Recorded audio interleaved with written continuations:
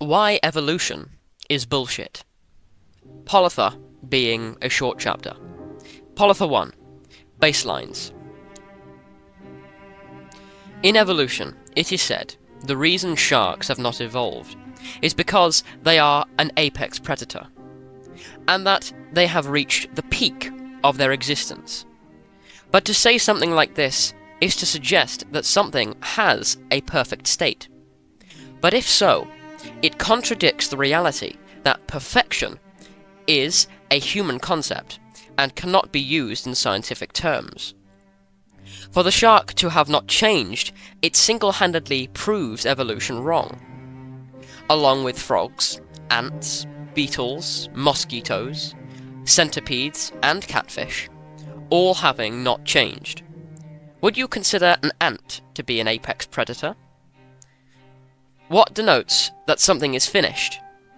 The world itself cannot. Can it? Well, yes, it can. And in fact, all you have to do is go outside to see so. Grass is still green. Trees still grow the same. The colour of the leaves have not changed for good. This tells me that the world we live in has solid law. And for solid law to exist, there must be a single point of creation, or multiple. To say that the Big Bang is true is to say that my grandmother's fart created her dog. For something lesser cannot create something greater than itself. For some single point of energy to create all things, planets, planetary systems, gravity, stars, the law by which the physics works, is idiocy. If this point did happen, then what made the energy and the law behind the energy's function to create the world? But let's look at things from another perspective and see what we get. A flat plane. Let's say the world we live has always been, or at least had a creation date. Then it implies that the world and its laws had a creator, one that is above all other things, and so can only create something lesser than itself. In the first place, we must know that the being in question is God, and that God exists in a realm beyond that of any creation. That God in itself is law and singular energy, not a person or physical being. God is us, because we, our souls, who are the consciousness, are the very creator of this world. And this world exists as the lowest vibrational copy of what is the outer realm, heaven, or the home realm. And its purpose is to test us in the most complex of ways.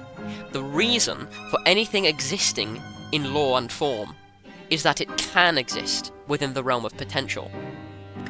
It exists because we, who are God, can think it to be so, and so it must exist to begin with for us to think it.